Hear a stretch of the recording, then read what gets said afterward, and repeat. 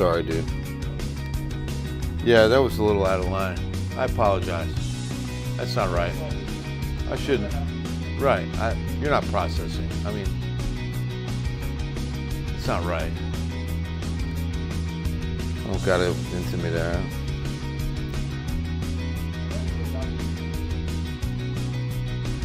Yeah. Gracias.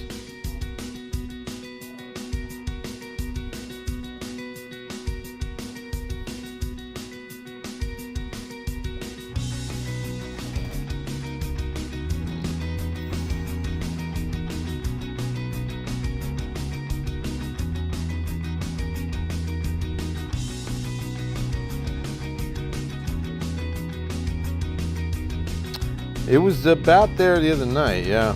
Once we start getting some good content.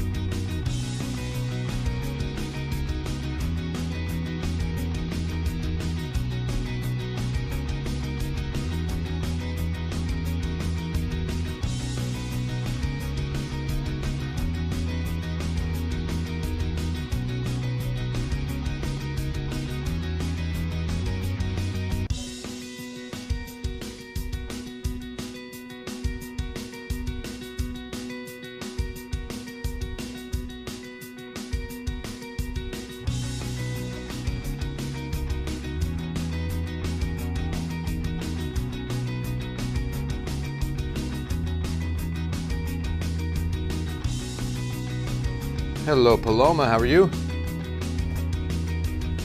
Happy Wednesday. Oh, we got a squeaky chair tonight. Or is that my back? That might be my back. I'm getting old. Time for an adjustment. Hey there, Paul. Well, we're getting both, my brother. God bless you too, man. Thank you.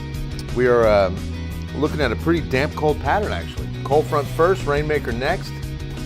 And what could be a little 3-day damp, cold forecast. And if you're enjoying the cold, you're going to really like the 14-day forecast too, if you enjoy 30s. Got some of those to look at as well.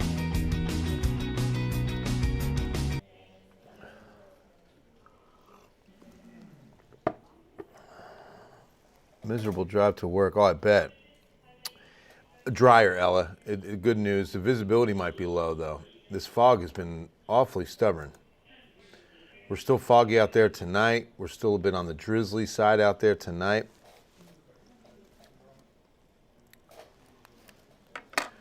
What is this squeaky chair? A squeaky chair on a Wednesday night. You know, a squeaky chair always gets the oil, right?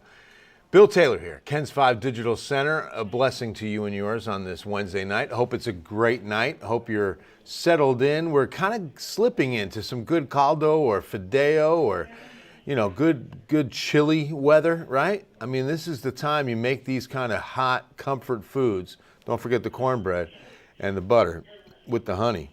And enjoy those, because I'll tell you, we're heading into a damp, cold pattern. And, you know, it's damp, cool today, you know, but colder temps. We got a cold front coming in tomorrow. All right, so today's numbers, notice they didn't fluctuate a whole lot, 52 to 64. That's what's typical in these kind of weather patterns. You get those clouds rolling in, they stay stubborn, temperatures don't move much.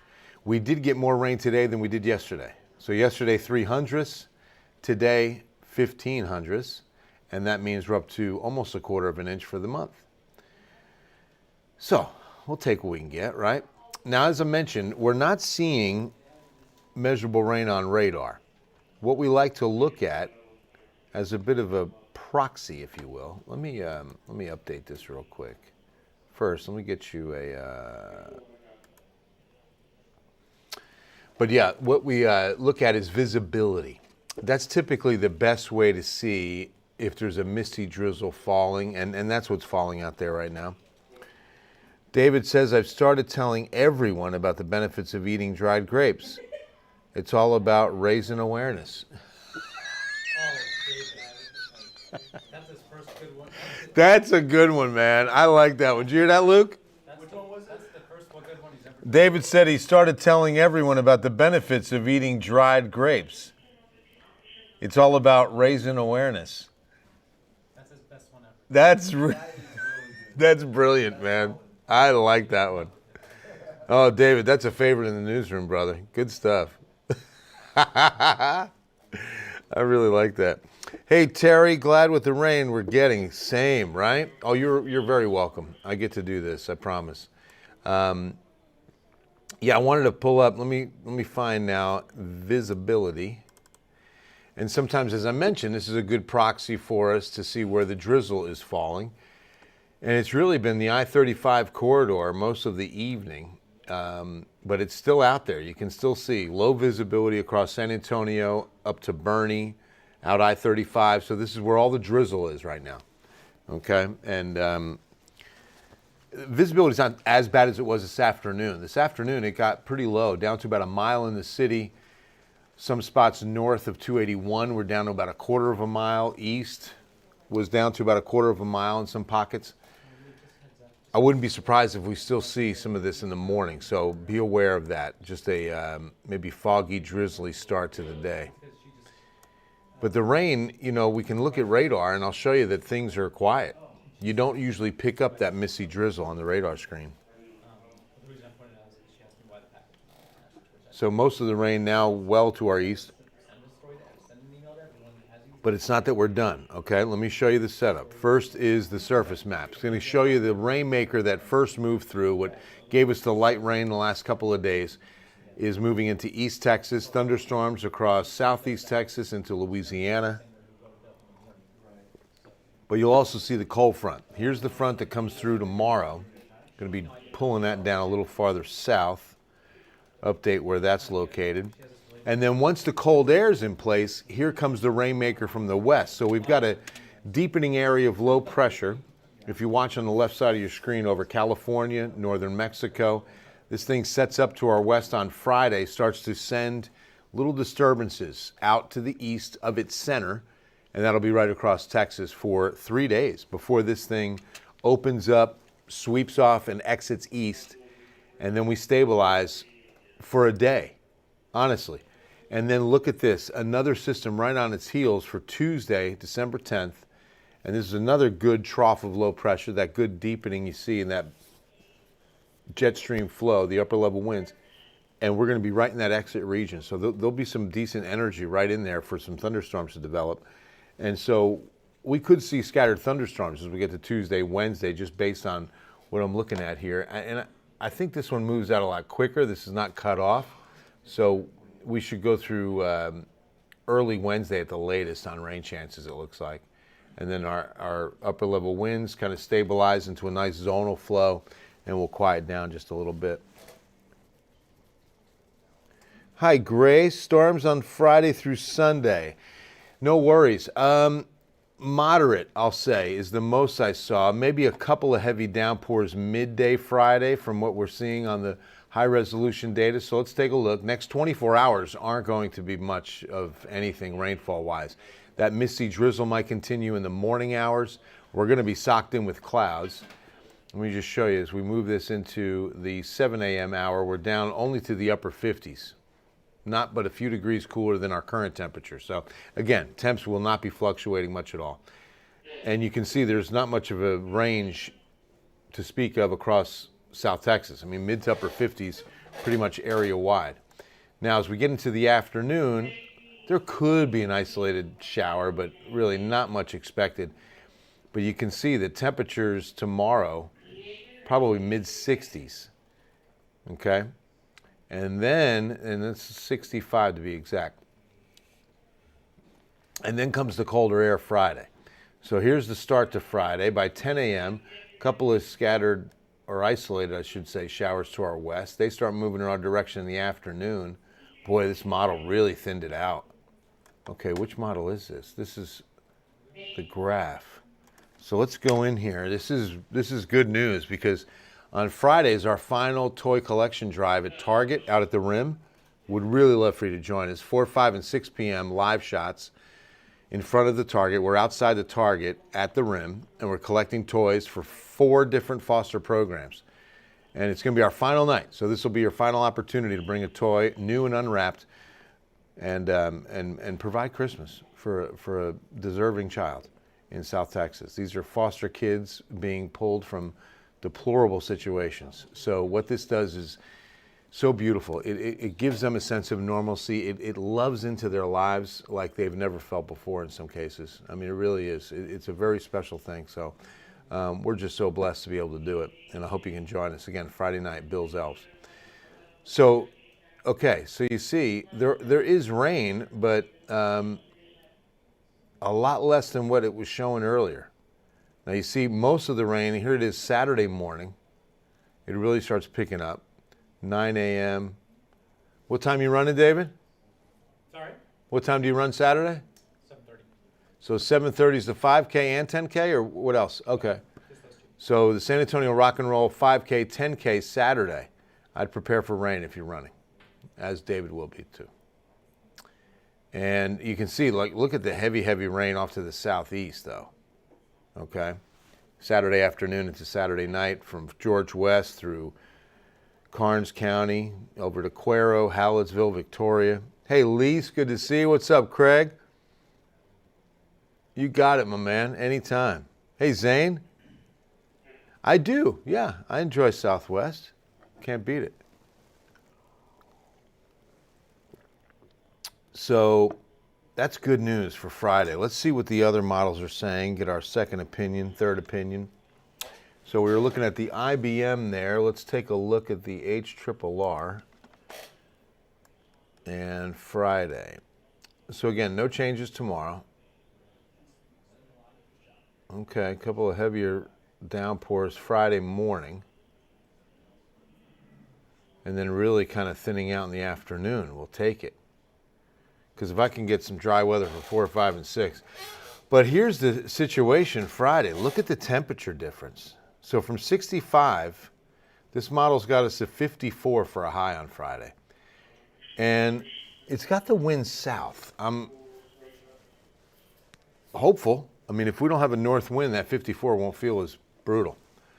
But 54 is cold, for an afternoon high. And when it's damp and cloudy, it's going to feel colder. But if we have a southerly wind, that'll definitely help us. But that's a quick turnaround after the front to get a southerly wind as early as Friday. See, it's got the northerly wind Thursday morning. Front comes through. There's northeast. Look at how quickly it turns. The wind's turned by midnight. DFW, it's a little chilly up there. Yeah, so pack some warm clothes, brother. Cold mornings for sure. So yeah, that's the best rain right there, 8 o'clock on Friday morning. And then the better coverage is coming in on Saturday. One more check. Let's go to the NAM, 3 kilometer. A little bit more on Thursday afternoon, according to the NAM. And then here's Friday afternoon, scattered rain. Some pretty heavy rain is into Saturday morning, yeah. So, I think I'm going to stick with the NAM on this one. Pretty good depiction. Now, rainfall amounts are pretty good around here. They get a lot better when you move east. Hey, Tony, hi, Tamina. It's going to be maybe half an inch to a full inch for San Antonio in the metro. You can see that if we go west Bexar County, there's a half inch color there into Medina County and down I-35 south to Eagle Pass. But boy, you move east and the numbers go up 2 to 3 to 4 plus once you get to Houston, heading east into Louisiana. And we need every drop. So let's take a look at the chances and the cold air.